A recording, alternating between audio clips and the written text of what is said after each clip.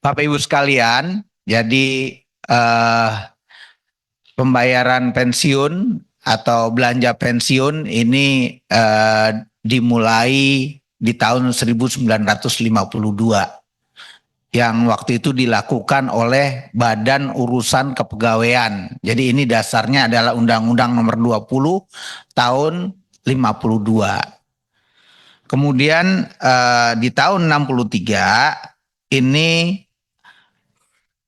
dengan PP nomor 15 tahun 63 untuk pengelolaan tunjangan hari tua ini dilakukan oleh Taspen. Jadi kita masih belum pensiunnya secara keseluruhan, tapi hanya tunjangan hari tua.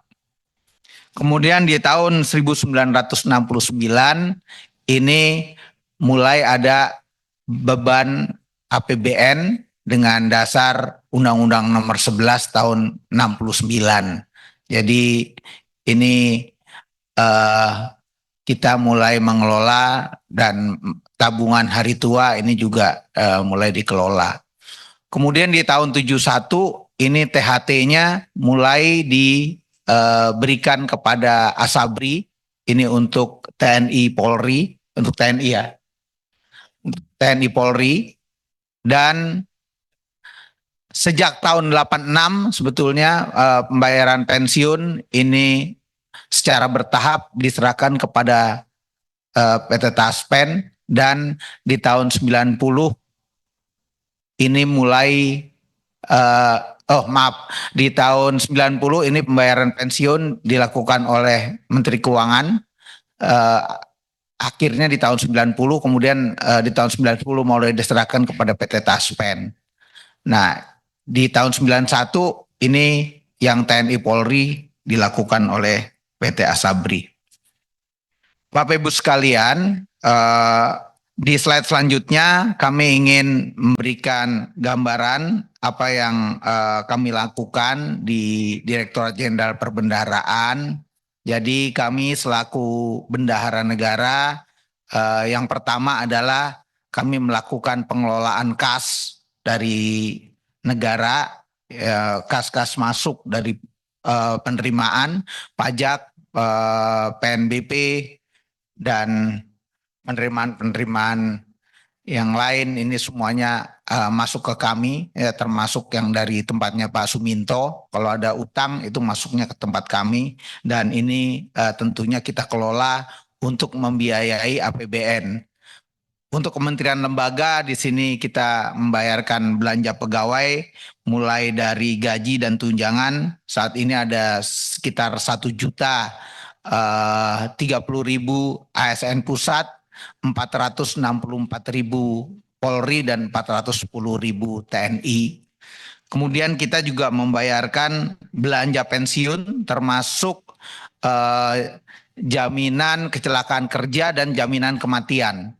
Nah, ini kita bayarkan kepada Taspen untuk nanti diterimakan kepada 3,6 juta penerima pensiun dan 1,9 juta penerima JKK dan JKM.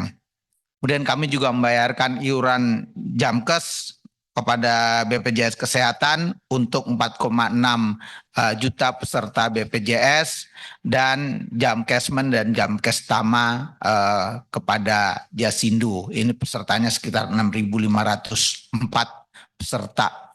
Selain itu kami juga membayarkan belanja barang, baik itu berupa belanja barang maupun belanja bantuan pemerintah.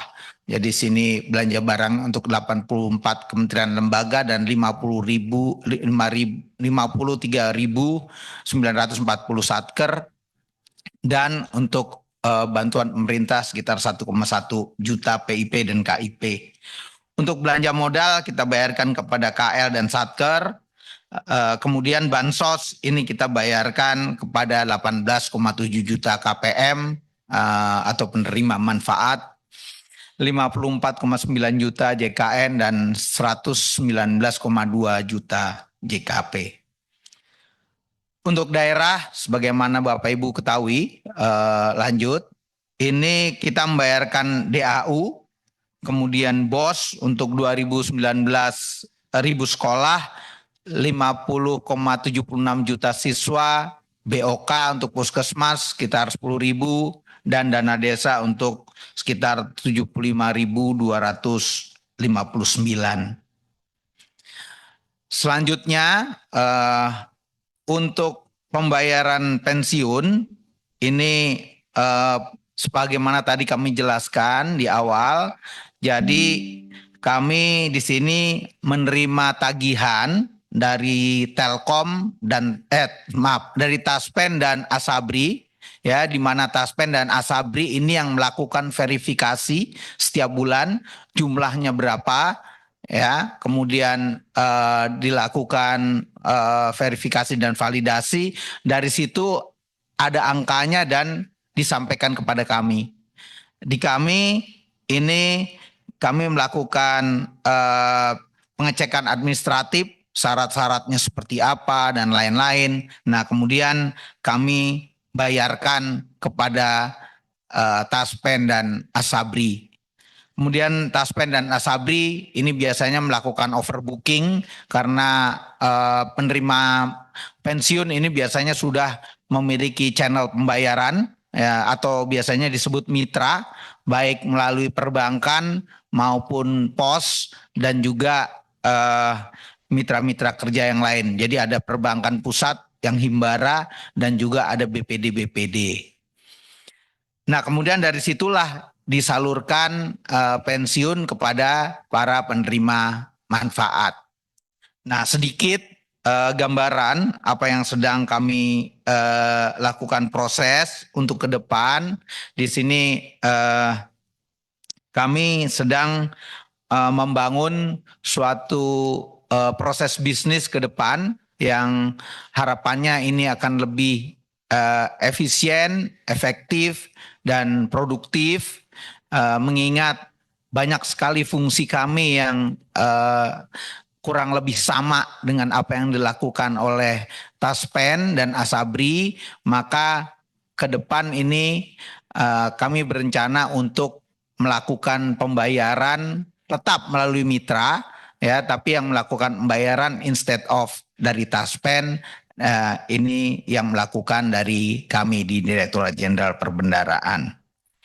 Nah, kemudian kaitannya dengan hal tersebut di slide berikutnya, ini yang kita lakukan ini mulai dari mengumpulkan, menelaah usulan alokasi, mengadakan komitmen kerja ini untuk menjamin bahwa apa yang dilakukan Taspen dan Asabri ini sesuai dengan standar yang telah ditentukan, kemudian melakukan pembayaran belanja pensiun kepada Taspen dan Asabri, dan kita juga mengelola sistem informasi pembayaran pensiun untuk kebenaran dan ketepatan penerima pensiun, serta melakukan monitoring untuk penyaluran dana belanja pensiun dan menyampaikan laporan keuangan daripada transaksi pensiun tersebut. Sementara di Taspen ini ada penyaluran dananya, kemudian pengelolaan sistem dan pemeliharaan data. Jadi tadi ada orang in out, ini adanya di Taspen dan Asabri, walaupun kami juga ada mirroringnya untuk monitoring. Kemudian juga pelayanan manfaat program, pengumpulan iuran pensiun, pelaporan dan pertanggungjawaban, serta investasi akumulasi iuran pensiun. Nah, ini aset kelolaan dari Taspen dan Asabri. Mungkin nanti dari Taspen bisa menjelaskan secara lebih detail. Ya, AIP-nya ini ada sekitar 249 triliun. Kemudian ada THT sekitar 138 triliun, JKK 3 triliun, dan JKM-nya 102 miliar. Jadi totalnya yang dikelola adalah sekitar 391,14 triliun. Sementara di Asabri ini AIP-nya 29,8 triliun, THT 19,6, JKK-nya 1,08, JKM-nya 1,2, dan totalnya 50,6 triliun. Kemudian kalau kita lihat dari sisi belanja dan biaya operasional pembayaran program pensiun di slide selanjutnya. Kita lihat jumlah penerima pensiun dan proyeksinya. Jadi kalau kita lihat penerima pensiun ini dari tahun 2020 ini sampai tahun 2024 ini meningkat terus. Mulai dari sekitar 3,2 juta sampai dengan 3,6 juta di tahun 2024. Dan ini trennya masih akan terus naik dan di tahun 2029 diperkirakan akan mencapai 4.200 juta, 4,2 juta penerima pensiun. Dan kalau kita lihat di sini rata-rata ini kenaikannya sekitar 3,1% per tahun. Nah ini mungkin nanti yang memang perlu untuk kita pikirkan bagaimana kita bisa membiayai pensiun yang selama ini masih dibayarkan oleh pemerintah seperti tadi yang kami sampaikan, dan di Undang-Undang ASN ini sudah mulai ada dana dari AIP yang bisa kita gunakan untuk membayar sebagian selain yang ada dari pemerintah. Selanjutnya untuk biaya operasional dan yang dibayarkan melalui APBN. Nah ini BOP ini usulannya adalah dari Taspen dan Asabri. Ini yang warna biru ini Taspen dan yang warna kuning Asabri. Di tahun 2018 ini jumlah totalnya 997, kemudian 2019 meningkat sekitar 1 triliun, kemudian mulai menurun. Ini turun karena waktu itu ada arahan dari Menteri Keuangan untuk melihat secara lebih detail. Jadi ini kita lakukan efisiensi dengan dilihat item by item pengeluaran-pengeluaran yang menjadi porsi daripada biaya operasional, sehingga di tahun 2025 ini totalnya 850 miliar dan di dalamnya adalah Taspen 728 dan untuk untuk Asabri ini 122. Tapi ini baru usulan nih Pak ya. Ini usulan, tapi yang di tahun 2024 ini yang sudah tetap 664 untuk Taspen dan 103 untuk Asabri. Bapak Ibu sekalian, untuk ke depan sebagaimana tadi kami sampaikan, kami mencoba untuk melakukan simplifikasi pembayaran manfaat antara pensiun dan gaji ASN yang aktif di kantor kami di perbendaharaan, efisiensi beban operasional dan pembayaran pensiun. Tadi kita lihat ada BOP yang jumlahnya cukup besar, kemudian perbaikan tata kelola pembayaran belanja pensiun. Jadi untuk belanjanya sendiri juga kita terus melakukan perbaikan dan optimalisasi pemanfaatan data peserta pensiun dan ASN aktif. Jadi ini begitu dia pensiun, ini harus sudah bisa dibayarkan pensiunnya. Dan juga tentunya sesuai dengan tupoksi kami sebagai bendahara negara, kita juga berusaha untuk meminimalkan idle cash yang ada di tempat kami.